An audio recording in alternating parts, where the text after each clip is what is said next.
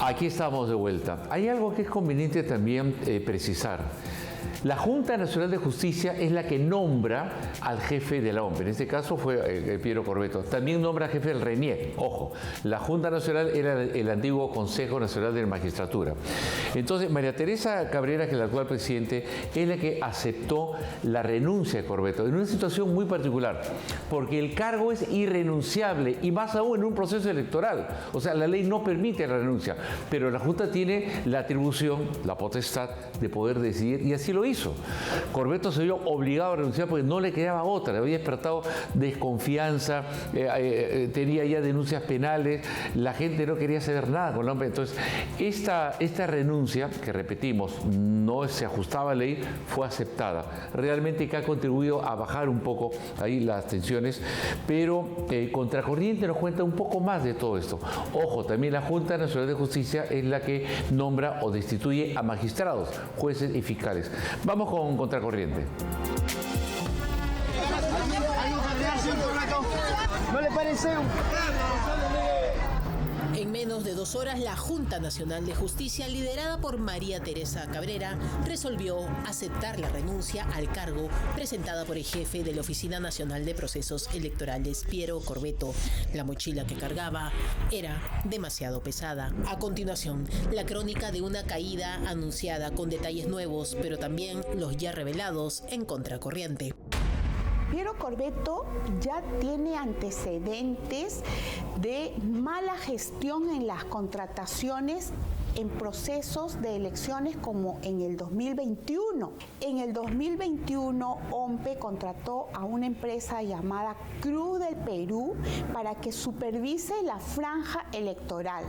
Pero Cruz del Perú, para supervisar esa franja electoral, necesitaba que OMPE le entregue la pauta horaria de la franja electoral. Y OMPE nunca le entregó la pauta horaria. Un día antes, la candidata de Fuerza Popular, Keiko Fujimori, se refirió sobre el tema. Yo entiendo que se ha empezado un proceso disciplinario por parte de la Junta y de cara a la segunda vuelta yo creo que sería saludable que esta persona sea retirada, ¿no? Y sean otras personas que lleven a cabo la segunda vuelta. 10 días, 240 horas. Después de la catástrofe que fueron las elecciones generales del domingo 12 de abril, Piero Alessandro Corbeto Salinas, de 52 años, cae. El hasta hoy jefe de la OMPE envió un emisario con su carta de renuncia. La hora 12:09 de la tarde.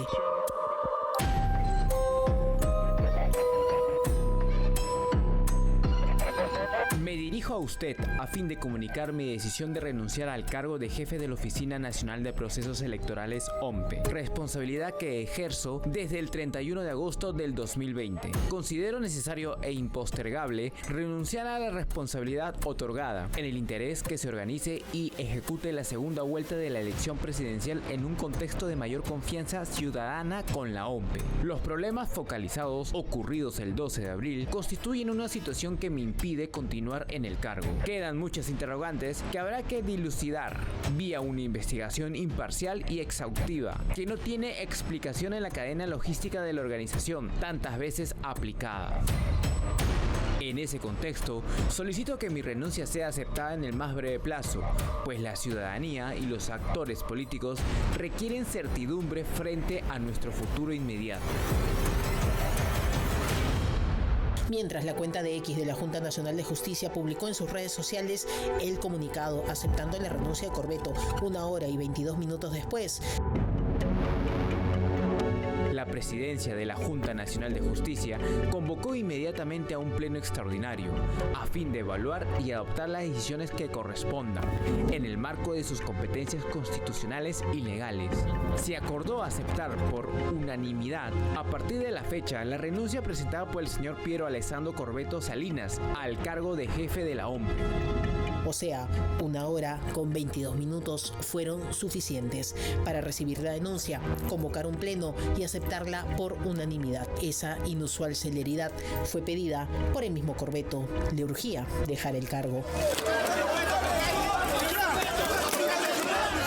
La caída del jefe de la OMPE no fue producto de un solo error, sino del impacto acumulado de una crisis que desbordó lo técnico y se volvió institucional, indignando absolutamente a todos. Primero, el 12 de abril, todos los que íbamos a votar veíamos con sorpresa que el material electoral no llegaba, y si llegaba, no había los insumos electrónicos necesarios para procesar las actas electorales. Las colas de electores se iban incrementando y las denuncias públicas empezaron. Piero Corbeto, quien trabaja en la Oficina Nacional de Procesos Electorales desde el año 2009, dejando la entidad para trabajar varios años en RENIEC y luego regresar, aseguró en sus primeras declaraciones del día de las elecciones que la OMPE no era responsable de tamaño desmadre, sino de la empresa Gálaga, lo que le ocasionó que la empresa respondiera y con pruebas para negar la versión del jefe de la OMPE y exigió una rectificación pública inmediata. Nosotros habíamos previsto poder entregar una parte de ese material esa misma noche y la otra entre las 7 de la mañana y las 11 de la noche. La empresa no cumplió con entregarnos el número de camiones del tamaño requerido y eso fue postergando la carga de camiones. Hoy, el gerente de la empresa Gálaga también fue a declarar al Ministerio Público. Sin embargo, según el plan operativo electoral, el material tenía que distribuirse entre el 10 y el 11 de abril. Sin embargo, el domingo 12 de abril, el material no llegaba y 63.000 personas, según la versión de la OMPE, se quedaron sin votar. El día domingo, el nombre de Juan Funk fue revelado por la dirección de este programa. El hoy suspendido subgerente de la OMPE fue investigado por el caso Los Gánsteres de la Política, vinculado a la presunta celeridad de la inscripción del partido Podemos por el Perú de José Luna Gálvez. Mientras los trabajadores de la OMPE revelaban con evidencia en mano que en la madrugada del día de las elecciones no solo los camiones estaban vacíos, algunos no llegaban, el material no aparecía en el local de la OMPE de Lurín y las horas avanzaban. Un mensaje premonitorio aparecía entre los trabajadores. Mucha gente no iba a poder votar. Luego se revelaron las imágenes de la Contraloría General de la República reportando los problemas durante la jornada electoral. Después, videos del personal de la OMPE con no solo problemas con la distribución de material, también con el repliegue de este.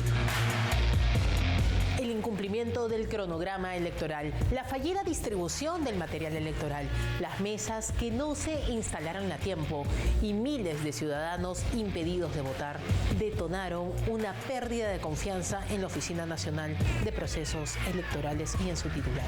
A eso se sumaron denuncias penales, investigaciones fiscales e incluso cuestionamientos a los procesos de contratación y una presión política que terminó por hacer insostenible la permanencia de Piero Corbeto. En cuanto a la contratación de los camiones y la empresa Gálaga, sancionada en procesos anteriores con la difusión de los términos de referencia, se pudo evidenciar que se retiraron 28 vehículos a uno de los postores de la competencia Hermes. El motivo es que se consideró la reducción del espacio de las cabinas de piloto y copiloto, criterio que no se ejecutó en la empresa ganadora. Y golpearon duramente la probidad de este proceso electoral, terminando con la caída de Piero Corbeto, que luego de ser ratificado por los tribunos de la anterior Junta Nacional de Justicia, se va, presionado por el escándalo y consciente que la institución que lideraba ha perdido credibilidad.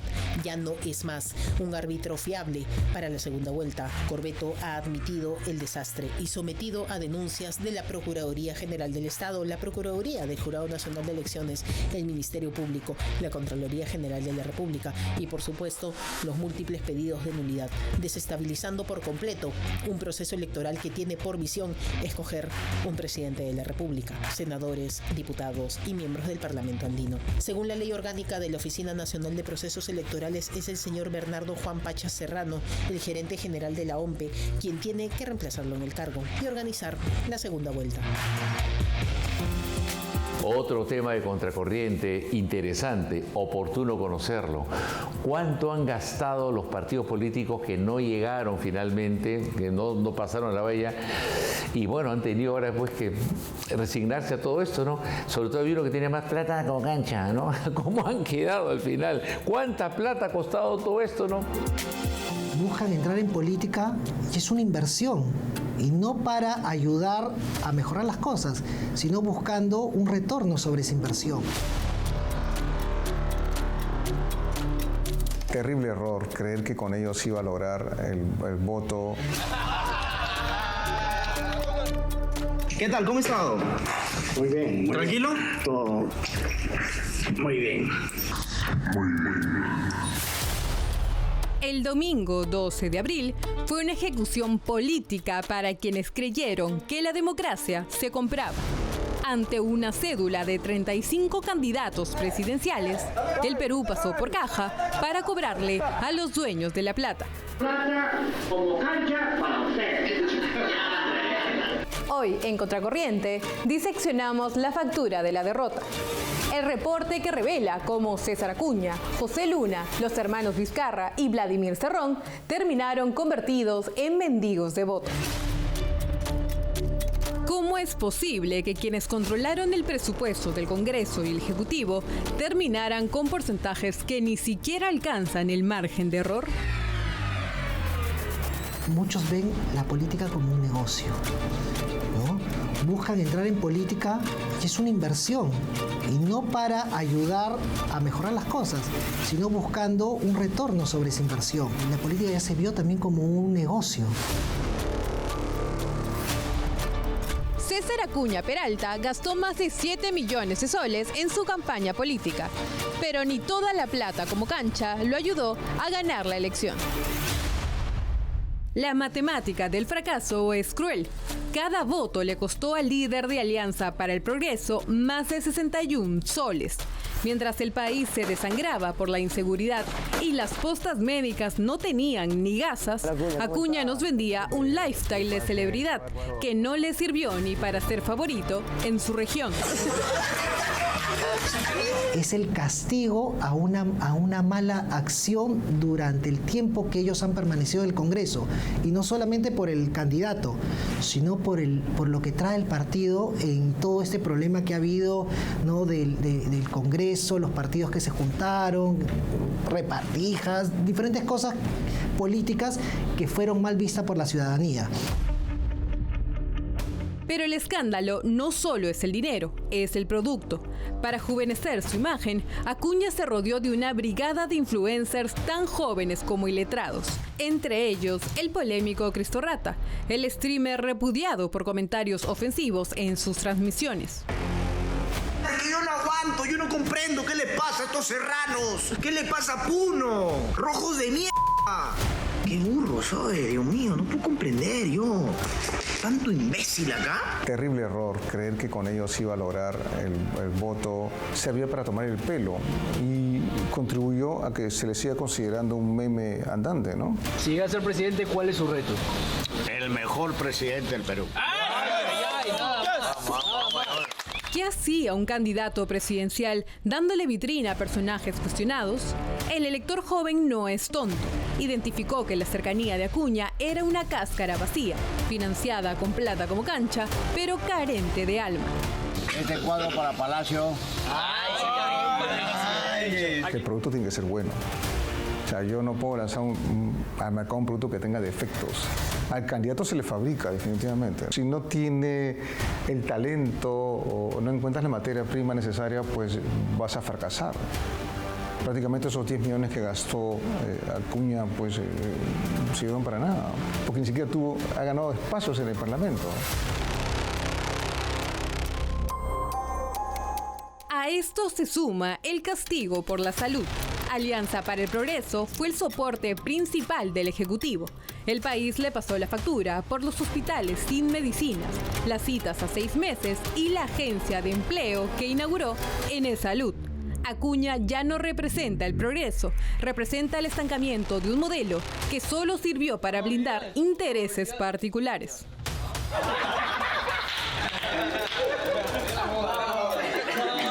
José Luna Gálvez fue el dueño del algoritmo. Gastó casi 400.000 soles solo en anuncios de Facebook e Instagram para saturar cada celular del Perú.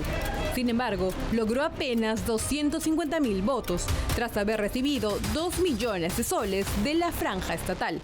Estuvo en todas las pantallas, pero en casi ninguna cédula quedó marcado. Hay mucha controversia detrás de estos y eso en cierta forma se visibilizó o se amplificó, ¿no? Al punto que cada publicación que ellos hacían siempre era cuestionada en los comentarios, o sea, la gente no los aceptaba. El dinero es importante en una campaña política. Definitivamente, desde el punto de vista de marketing, es necesario y es importante. Pero si lo vemos, si analizamos todo como vamos a decirlo, si lo ponemos en un modelo matemático, se podría decir, hay factores que juegan en contra. O sea, si vemos solamente dinero, sí, uno invierte dinero en marketing, el resultado va a ser mejor. Eso es una realidad. Pero hay otros componentes que van en contra de la inversión de dinero. Y eso tiene que ver con el perfil político, ¿no? Que ya hemos dicho que es cómo se han comportado dentro del gobierno en los últimos meses. El colapso final es Perú Libre. El partido que fue gobierno terminó reducido a escombros con un humillante 0.59%. En 5 años, esta organización gestionó cerca de 15 millones de soles de nuestros impuestos a través del financiamiento público directo. Es otro producto fallido también, porque Vladimir Cerrón tenía encima la persecución de la justicia, puso en la plataforma presidencial a su mamá, entonces no podía hacer campaña visible porque es un prófugo de la justicia. O sea, sería ilógico que se elija un prófugo de la justicia entre los electores. Es algo parecido a lo que ocurrió en su momento con Martín Vizcarra, ¿no? Antes de ser encarcelado por estos casos de corrupción, era muy popular. Aparecía en las encuestas, a pesar de los problemas legales, Martín Vizcarra estaba ahí, pero prácticamente desapareció del mapa electoral. Tal como dijo Juan Carlos Luján, los hermanos Vizcarra, Martín desde la cárcel y su testaferro electoral Mario también fueron los otros perdedores de la primera vuelta. La suma de todos sus votos a nivel nacional no suman ni siquiera el porcentaje del error estadístico. Al inicio de la campaña se presentaban como la sorpresa del apoyo popular, pero regresaron a su cruda realidad cuando Martín no pudo postularse y terminó sentenciado en una celda de la Diroes. Los partidos políticos son los que deciden qué candidatos llevan. Y sabemos que hay muchos partidos que han llevado candidatos con denuncias, con problemas, vamos a ponerlo. Yo tengo la opción de elegir, pero si el menú es malo en todo sitio, pues voy a tener que buscar el menos malo, el que menos daño me puede hacer. Entonces, no solamente es el votante, pero el partido es la segunda parte de cómo presenta eso. La factura de la derrota es implacable. 15 millones de votos válidos le dijeron no a los partidos protagonistas del gobierno que se va. Los antiguos dueños del poder hoy habitan el sótano de la historia, porque en el Perú de hoy la legitimidad no se compra con pauta, se gana con integridad. Hemos sido testigos también de una campaña casi folclórica de los candidatos. Me acuerdo una candidata, ¿no?, que hacía unos movimientos así y hablaba, o sea, fatal. Nos hemos reído de ellos también en los TikToks, en el Instagram, que creían que bailando, haciendo payasadas iban a ganar. Ha sido terrible. Bueno, Contracorriente le pone un poquito más ahí de color a todo ello, nos muestra a los más teatrales, ¿no?, los más histriónicos, y que a pesar de todo no ganaron. Bien dicen que lo que funciona una vez, funciona 2, 3 o más veces. Pero este no es el caso de la política peruana.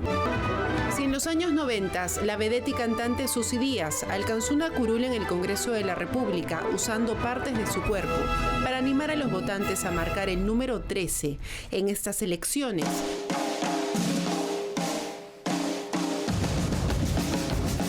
los intentos histriónicos de muchos candidatos solo les alcanzó para tener más seguidores en redes sociales. Hoy en Contracorriente les mostramos las candidaturas más teatrales, hechas por los aspirantes al Senado y al Congreso de la República, que pese a sus buenas intenciones, lastimosamente muchas de ellas no tuvieron éxito.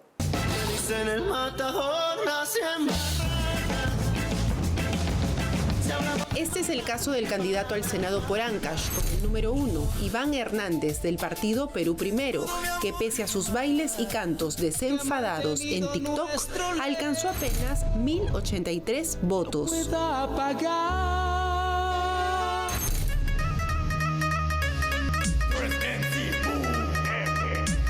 En esta misma línea, Lía Valderrama, candidata de Alianza Electoral de extrema izquierda Venceremos, no obtuvo un puesto como diputada por tener escasos 211 votos, pese a disfrazarse y bailar, y ser más conocida por sus seguidores como la chilindrina izquierdista.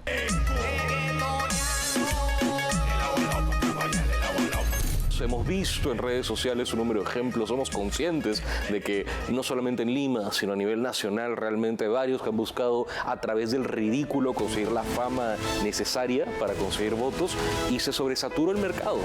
Ya no había un factor de diferenciación real, ya no había un solo candidato haciendo el ridículo, no había una sola subsidias, digamos. Ahora tenemos un amplio número de candidatos haciendo eso. Pero hacer artes marciales en redes sociales a veces tiene los resultados esperados, como en el caso del candidato Diego Schutbreich, postulante por el partido político Perú Primero. Pues su partido, el de los cuestionados hermanos Vizcarra, no pudo superar la valla electoral. Así es, yo creo que el principal mensaje a ese elector no es necesariamente el del regaño, no deberíamos verlo así, porque creo que será muy fácil tal vez decir, no, ¿cómo votas por esta gente? Te guiaste solo por el entretenimiento. Creo que hay que entender que como ya mencioné, saturación de candidatos, una saturación de contenido. Estamos hablando de 36 organizaciones políticas, entre partidos y alianzas participando, y casi 11.000 candidatos a nivel nacional. Así como este, hay otros casos en los que el histrionismo de la candidatura los llevó a perder la cordura en vivo. ¿Quién carajo te ha dicho que yo soy visitadora? A ver, señor. Un ratito. Más respeto cuando hables de un varón. Porque eso bueno, entonces los dejo, me voy, me retiro. No he venido a que me falten el respeto. Bueno, muchas gracias. Hasta luego. Es su decisión. No pagan ni un sol para venir acá, y mucho menos hacer falta de respeto por una persona que es cómplice del peor gobierno de la historia. Marca la B, escribe el 13. Lejos de parecerse al personaje alegre que baila y canta en redes sociales, el candidato Richard Cisneros, más conocido como Richard Swing, otro histriónico personaje cercano a Martín Vizcarra, apenas recibió 1.193 votos en su postulación, con el número 13 para senador. Parten una línea muy interesante en común, que pasa a ser que pertenecen a partidos pequeños, partidos que no tenían un chance real de pasar la valla electoral. Tenían una situación muy adversa a nivel electoral, si no me equivoco, Partido Demócrata Verde, el partido Sí Creo, el partido Perú Primero de los hermanos Vizcarra, todos partidos que en los últimos meses hemos visto no aparecían realmente en las encuestas. Bueno, funcionó antes porque era novedoso. Hay un factor de diferenciación que no hemos visto realmente en ese proceso electoral, porque inclusive figuras ya activas en la política, como fue el caso de la congresista Patricia Chirinos, buscó hacer una campaña precisamente en torno a esta replicación casi de lo hecho por Susy Díaz en los 90s. Y en términos reales no ha habido éxito en esa replicación, pero más que nada porque, como digo, el público ha cambiado y ya no es novedoso, ya no hay escándalo, ya no hay esa capacidad de escandalizar al público y en ese escándalo conseguir el apoyo, dado que cuando todo el mundo lo hace, se vuelve normal y hasta esperable.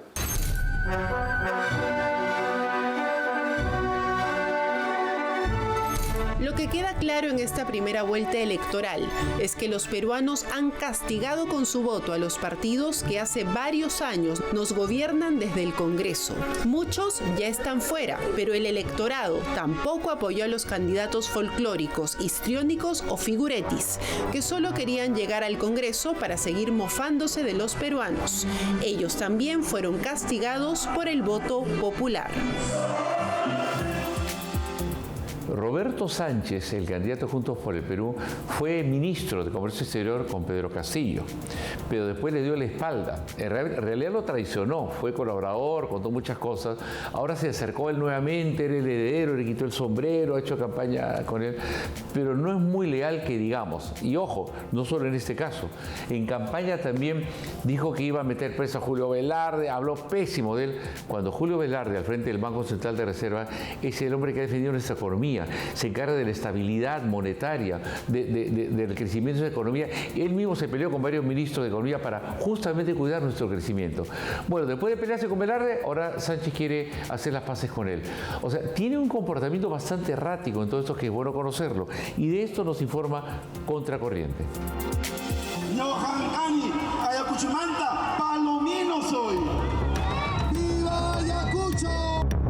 El candidato presidencial de Juntos por el Perú, Roberto Sánchez Palomino, desde el inicio de su campaña presidencial, además de usar el sombrero usurpado a Pedro Castillo en toda su ruta, ha llevado consigo una mochila de propuestas disruptivas que plantean cambios drásticos de alcanzar la presidencia. Sin embargo, recientemente, el candidato, que hoy no deja de usar su camisa blanca, parece haber cambiado de opinión y sostiene que se puede tomar hasta un café con Julio Velarde, el presidente del Banco Central de Reserva, al que había anunciado su despido inmediato si llegara a Palacio de Gobierno. Si yo fuera el señor Julio Velarde, que no lo soy, por supuesto, no le creería absolutamente nada. Y que si es verdad que se quiere tomar un café con él, lo cual dudo, porque salvo que le quiera poner pues, algo al café para dormirlo y llevárselo cargado, no lo sé. Pero no, el señor Velarde es un hombre demasiado inteligente como para caer en ese tipo de juegos. Esos son discursos populistas. Pero Antauro Humala, convertido en el brazo derecho de Roberto Sánchez, ha sido en más de una ocasión categórico con respecto al futuro de la presidencia del Banco Central de Reserva. En caso alcance la presidencia, ha dicho que incluso lo llevaría preso. ¿Con qué versión del candidato de Juntos por el Perú nos quedamos? ¿Con el conciliador que busca respetar la independencia de las instituciones o con quien considera que hay que destruir el sistema para construir uno completamente distinto? Intentando aplicar la famosa hoja de ruta con la cual en 2011 Ollanta Humala logró acercarse más hacia el centro político y deshacerse un poco de la mochila radical que tenía. Sin embargo, acá Sánchez tiene una serie de problemas muy grandes para poder facilitar esto. En primer lugar, la consigna castillista. La propuesta de Pedro Castillo no es una propuesta de centroizquierda, es una propuesta de izquierda radical. Así que número uno, eso. Y número dos, la presencia de Antauro Humala que tú mencionas. Es una figura muy polarizante y es una figura que no aparenta deseo de moderación. Se ha mandado con declaraciones radicales sobre nacionalización del gas y sobre la necesidad que él describe de que todos los peruanos lean Mi lucha de Adolf Hitler. Creo que elimina la posibilidad de un acercamiento hacia ese centro que en 2011 sí permitió que ganase Humala, Ollanta Humala obviamente en este caso. Y a eso sumaré la consigna castillista. La causa de Pedro Castillo es una causa de la izquierda radical. Pero como todo político demagogo, Sánchez cambia de discurso dependiendo del auditorio al que se dirige y logra encandilar a sus colegas de izquierda, que incluso postularon por otro partido. Ellos creen que se ha moderado. Nos parece que el BCR, lo hemos dicho reiteradamente, que es una entidad que tiene que manejarse de manera autónoma y técnica. Eso es nuestra posición. Y me parece bien en términos personales que Juntos por el Perú, digamos, haga una aclaración sobre este tema. No es la primera vez que Roberto Sánchez ha cambiado de postura. Recordemos su falta de apoyo al expresidente Pedro Castillo cuando hizo el autogolpe de Estado, lo que lo llevó a renunciar por su cuenta de Twitter, cuando todavía era ministro de su gobierno. El golpismo político y la discriminación provocaron una decisión extrema del presidente, pero no puedo, por principios democráticos, estar de acuerdo con esa decisión. Presento mi renuncia irrevocable al Ejecutivo. Exhorto a la OEA a su asistencia. Mientras que en la actualidad su lema de campaña es Libertad Pedro Castillo. Esta vez liberaremos a nuestro presidente Pedro Castillo Terrones. ¡Presidente Pedro Castillo! ¡Presidente Pedro Castillo! El también congresista de la República, que preside la Comisión Multipartidaria de Impulso y Seguimiento del Proyecto Terminal Multipropósito de Chancay, ha dejado mucho que desear para sus compañeros del grupo de trabajo. Yo noté de que el señor Sánchez lo estaba usando más como una plataforma, ¿no?, para ir a estos grupos. Que él estaba en búsqueda de votos porque seguramente, y acá estoy simplemente elucubrando, tenía de repente la intención, después de terminar el periodo congresal, ¿no?, postularse en estas elecciones que vienen después en agosto creo que son octubre, como alcalde de Chancay o alcalde de la zona de Huaral, bueno, alguna zona y para eso necesitaba justamente tener este relacionamiento con las personas que viven en esa zona. Eso es lo que yo creo que era su razón. El destino cambió para Sánchez y ahora aspira a la presidencia de la República. Y la comisión que cambió de nombre a Comisión Impulsadora, única en su género, se ha quedado sin sesionar desde el año pasado, mientras que aún 3 trabajadores continúan recibiendo un salario del Estado. Sus ínfulas de querer ser gobernador, alcalde de alguna de estas zonas, ahora pues se le ha prendido a la Virgen, ¿no?, poniéndose un sombrerito y está postulando a presidente, ¿no? Se imaginan un mandatario con 2 caras, en cuál de ellas debemos confiarle el destino del país. Quédese con nosotros, tenemos nuestra pausa comercial y más adelante Mario Iribarren habló, no le quedó otra, porque fue capturado por las cámaras de Amor y Fuego. Y además, Cristo Rata, Christopher Puente Viena, denunciado por discriminación racial contra la población andina. Este tipo ha perdido realmente los papeles, sin vergüenza.